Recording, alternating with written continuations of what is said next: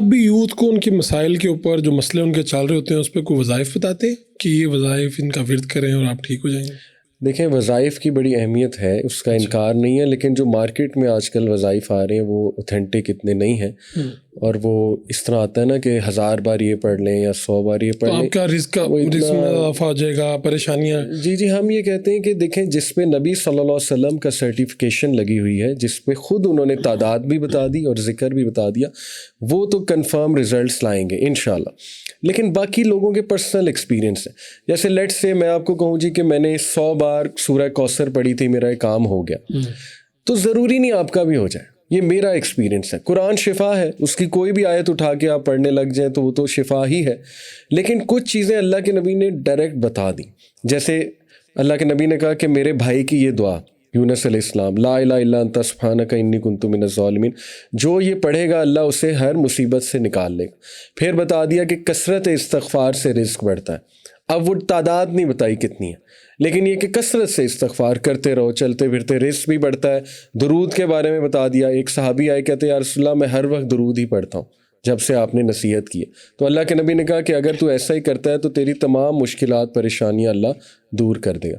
تو یہ ہے سرٹیفیکیشن، یہ تو ہم یوتھ کو بتاتے ہیں کہ آپ یہ ان کو بڑھا دیں، لیکن جو باقی اوتھینٹک چیزیں نہیں ہیں وہ ہم نہیں بتاتے. اب تو ایسا لگتا ہے جیسے ہر پریشانی کا حل وظائف میں موجود ہے، یعنی ڈپریشن کے لیے آپ یہ پڑھ لیں، رزق میں اضافے کے لیے یہ پڑھ لیں، ہر مسئلے کا حل کے. تو میں اس کے پیچھے ایک بات سمجھنا چاہ رہا ہوں، ایک سوال ہے کہ اس سے لوگوں کا یقین اس بات سے تو نہیں کہ لوگ اس کام پہ ایفرٹ کرنا چھوڑ دیں. مگر رزق میں اضافے کی بات ہے تو میں اگر مجھے بتایا یہ گیا تو میں ادھر ہی بیٹھ جاؤں اور میں اس پہ کرتا رہوں، وظائف چلتے پھرتے بھی کرتا رہوں اور اس کے لیے کوشش میں کمی کر دوں.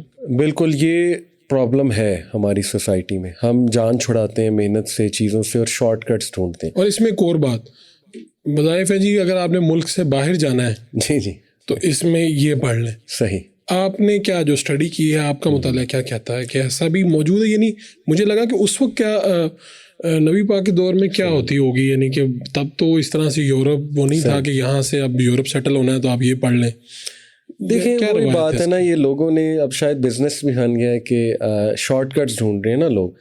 تو میں سمجھتا ہوں کہ سیرہ کا مطالعہ کیا جائے تو بڑی کلیئر کٹ گائیڈ لائنز ہیں، حلال حرام ڈیفائنڈ ہے، ملک سے باہر جانا ہے کن کنڈیشنز میں جانا ہے اور ڈیفائنڈ ہے.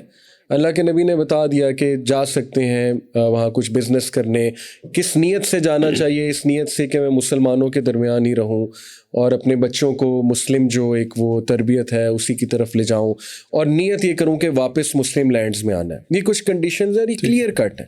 تو دیکھیں سب سے پہلے تو پریکٹیکیلٹی دیکھنی چاہیے. ہمارے دین نے پریکٹیکیلٹی دی ہے. ہم یہ نہیں دیکھتے کہ ہمارے بیہیویئر میں کیا مسئلہ ہے، ہمارے اینڈ پہ کیا مسئلہ ہے، ہمارے اندر کیا کمزوریاں ہیں، اور ہم کہتے ہیں کہ بس کوئی ذکر مل جائے اور سارے پرابلمس حل ہو جائیں. تو سیرت جو ہے نا وہ اتنی پریکٹیکل ہے. میں آپ کو صرف ایک مثال دیتا ہوں. اللہ کے نبی نے ہجرت کی، ہجرت کرتے ہوئے دعائیں بہت کی ہوں گی، ذکر بہت کیا ہوگا، لیکن پریکٹیکیلٹی نہیں چھوڑی. 3 چیزیں کی انہوں نے. دیکھیں نمبر 1 ایک بندہ ہائر کیا جس کو کہا ہمارے قدموں کے نشان مٹانا، تاکہ قریش آئے تو انہیں قدموں کے نشان نہ ملے. دیکھیں توکل یہ نہیں ہے کہ بس نکلو اندھے ہو کے. انہوں نے اس بندے کو کہا کہ پیچھے سے پلان کیا. ایک بندے کی ذمہ داری لگائی کھانا لے کر آنا ہے ہمارے لیے، ایک بندہ تھا وہ گائیڈ کر رہا تھا، راستہ دکھا رہا تھا، اور اس کے بعد دعائیں بھی کی، روئے بھی بہت. ایٹ دی اینڈ توکل نے ہی بچایا وہ غار ثور کا واقعہ. تو دیکھیں یہ کمبینیشن ہے. اور سیرہ کو آپ پڑھ لیں، اٹ از فل آف پریکٹیکیلٹی. سبحان اللہ. تو ہم پڑھتے نہیں ہیں تو ایمان شاید ہمارے کمزور ہے، انسان کمزور ہے.